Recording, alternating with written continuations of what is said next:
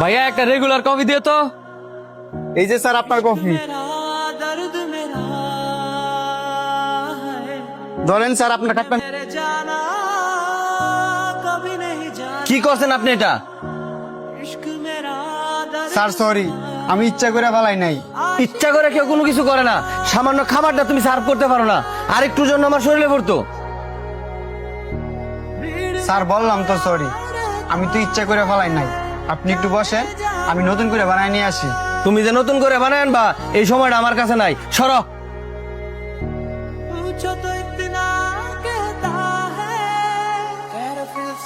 সামান্য একটা কাস্টমার সামলাতে পারো না তো তুমি কি রেস্টুরেন্টে চাকরি করতে আইছো?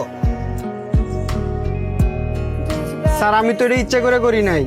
ইচ্ছা করে করো না, বেশ ভালো কথা। কাস্টমারটারে বুঝাইতে পারলা না? এই যে কাস্টমারটা চলে গেল, এটাকে আর দ্বিতীয়বার আইবো?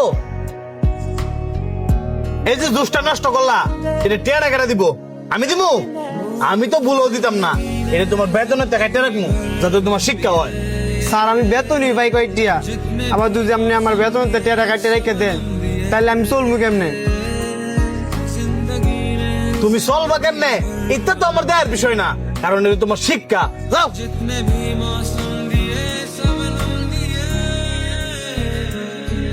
ওয়েটার, বিলটা নিয়ে যান।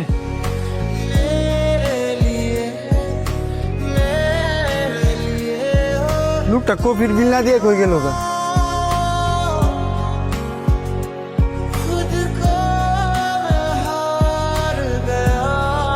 কফির বিল রেখে বাকি টাকাটা আপনার।